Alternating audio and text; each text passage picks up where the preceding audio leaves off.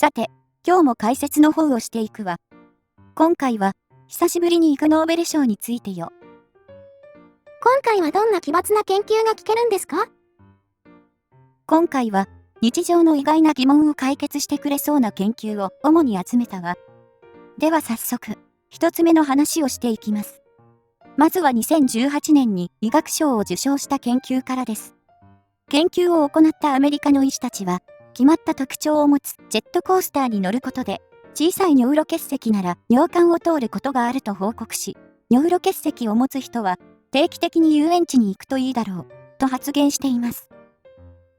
尿路結石って大きさによっては、体から排出するのにめちゃくちゃ激痛が走るやつですよね。研究を行ったのはデイビッド・ワーティンガー医師とマーク・ミッチェル医師です。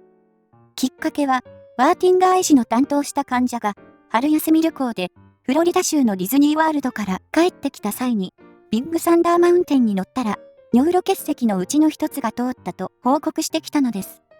この患者は、石が通ったのは、ただの偶然の可能性もあると考え、何回かビッグサンダーマウンテンに乗ってみたところ、毎回、新たな石が通ったそうです。その話に興味を惹かれたワーティンガー医師は、実際に試してみることにしました。まず、3D プリンターで、尿路のシリコン模型を作り、大きさの異なる3つの石や尿も含め、ある尿路結石患者の腎臓系を忠実に再現した上で、その模型をリュックに入れて、腎臓のあるあたりの位置で抱えたまま、20回も、ひたすらジェットコースターに揺られました。ディズニーワールド側には、事前に許諾を取り、論文の謝辞では、この研究に快諾してくれたディズニーワールドに感謝すると述べています。まあさすがに、実験の許可を取らないと、尿路結石の代わりにポップコーンでも詰められる可能性がありますからね。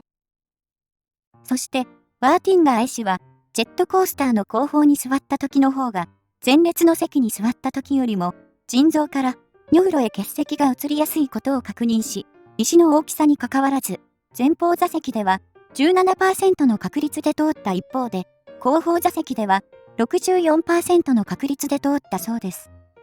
どうやら、後方座席の方が揺れが激しいというのが理由らしく、さらに理想的なのは、速く、荒く、ある程度ひねりや回転があるが逆さまになったりしないものだともコメントしています。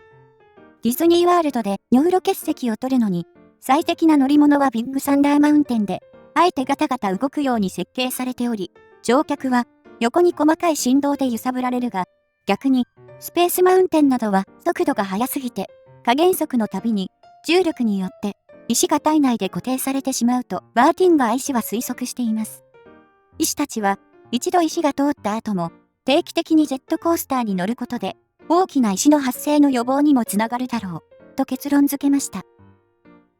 あまりに速すぎてもダメだし、振動がなさすぎてもダメなんて案外条件が厳しいですね。でもこれで尿路結石に悩む人がディズニーランドのビッグサンダーマウンテンに列をなしたら、それはそれで面白いですけどね。ちなみに、全部の石が取り出せるわけではなく、直径6ミリ以上の石が通る確率は 1% 程度なので、6ミリ以下の石なら試す価値あり、とのことです。それに、この実験を面白がっている場合じゃないのよ。日本人では、男性で7人に1人、女性で5人に1人が、一生のうちに、一度は尿路結石ができるとされ、特別すぐに生死に関わるわけではないですが、石が尿管に移動するとかなりの激痛で、大抵の石は自然に通るのを待つことが多いですが、場合によっては、石を取るために手術が必要な時もあるので、意外と切実な話だったりするの。それに、この世で尿路結石を嫌いじゃない人なんていなさそうだけど、嫌いといえば、あなたは黒板の引っかく音は嫌い？それこそ、あの引っかく音が好きな人なんて会ったことがありませんよ。そうね。ではなぜ、あの音はそんなに嫌がられるのでしょうか？リン・ハルパン医師、ランドルフ・ブレイク教授、ジェームズ・ヒレンプランド名誉教授らは、黒板の引っかく音を研究し、2006年に音響学賞を受賞しました。当時3人は、アメリカのノースウェスタン大学で、一緒に研究を行っており、ブレイク教授によると、シンプルに、ほぼ全世界で嫌われる、黒板の引っかく音のシグナルの特徴は、何だろうかと問うてみたらしいです。まず彼らは、人間の爪の代わりに、似たような音を出せる3本の爪があるガーデニングフォークを使い、黒板とガーデニングフォークが擦れる音を録音しました。そして次に、この音に含まれる様々な周波数を分析して、事前に集めたボランティアたちに聞かせました。また研究チームは、高周波音が不快感の原因だと仮説を立てた上で、高周波、中周波、低周波の音をそれぞれ取り除いたバージョンも聞かせました。それぞれのバージョンで、どのくらい不快に感じるかを評価してもらったところ、意外にもボランティアたちは、高周波音を取り除いても、不快感は大して減少せず、中周波音を取り除いた時に、初めて不快感がマシになったと答えたのです。そして、この調査にやりがいを感じた研究者たちは、不快感の元凶になっている周波数が、どのような場面で聞けるのかを調べて回りました。妙なところに火がついた研究者たちを止めることはできませんね。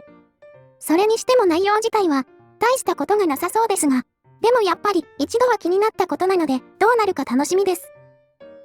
そして、調査を始めた研究者たちが見つけたのは、霊長類の鳴き声でした。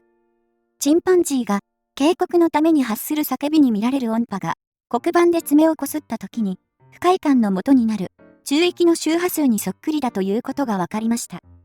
黒板で爪をこする音が世界中で嫌われているのは、警告音を聞いているのだと考えれば、合点がいくのではないでしょうか。誰だって警告音を聞いて、それを快感に感じる人はいません。そしてこの発見の後に行われた別の研究で、このような不快な音を聞くと体が反応するのは気のせいではないことを実証しました。つまり我々が黒板の引っかく音を嫌いなのは警告音に似た音なので、体が自然と警戒モードになってしまうからなんですね。そうね。それに似ているとか似ていないといえば、猫って液体だと思う？それとも固体だと思う？そりゃまあ、どう見たって固体じゃないですか？ところがどっこいなのよ。実は猫は固体であり液体でもあるわけ。そして、猫も液体と言えるか、と可能性を探った研究者がいるの。海外では、ネット上で猫は液体か？という問題が結構話題になり、それを実際に物理学的観点から考察してみたのが、フランスの物理学者、マルク・アントワンヌ・ファルダーさんです。まず、論文としてまとめるに至った動機について、ネットで、この話題を見てからどうしても考察したくなり、考察することで、物子の流動に関する学会の重要課題にスポットライトを当てることができると考えましたと、イグ・ノーベル賞の授賞式でコメントしています。そして結論から言うと、猫は状況によっては固体とも言えるし、液体とも言い切れるというのがファルダーさんの主張です。本日一番のマイナーな研究ですね。もはや愛病家しか食らいつかない研究じゃないですか。でも気にならない？まず重要なのは、物理の緩和時間という概念で、緩和時間とは物質が変形するまでにかかる時間のことで、水など、すぐに形状が変わるものは緩和時間が短く、シロップなどのドロドロしたものは緩和時間が長いのです。そして、固体か液体かを区別するには、この緩和時間を使ってデボラ数と呼ばれる数値を算出する必要があるのですが、デボラ数が1以上の場合は固体とみなされ、1以下の場合は液体とみなされるのです。この数字が1を切りさえすれば、ある物質が容器の形状になるまで、どんなに時間がかかっても液体とみなすことができるので、たとえ同じ物質でも観察時間が短ければ固体とみなされ、長ければ液体とみなされることがあるのです。だから例えば、水は人間の目に見える範囲内では、液体のような性質を持っているように見えますが、ハイスピードカメラで水風船が割れる瞬間を撮影すると、ほんの一瞬、水風船のような丸い形をとっていることがわかります。つまりミリ秒単位で考えれば、水も固体のような性質を持つ、ということなのです。そしてファルダーさんは、猫についても同様です。猫の緩和時間よりも大きい時間軸で観察すれば、液体のように柔軟に動き、容器の形をとることがわかるでしょうと説明しました。実際にデボラ数を計算したところ、猫は定義上、液体の性質を持つと言えるとの結論に至ったそうです。つまり、気長に観察することさえできれば、猫は液体なのです。なんか意外と真面目っていうか、猫がどうとか以上にダメになる話をしている気がするんですが。そうね。それがイグ・ノーベル賞の面白いところよ。でもいっぱいいろんなことが知れてよかったです。はい、というわけで今回は、この辺で終わりにしたいと思います。ではでは、また次回お会いしましょう。ご視聴ありがとうございました。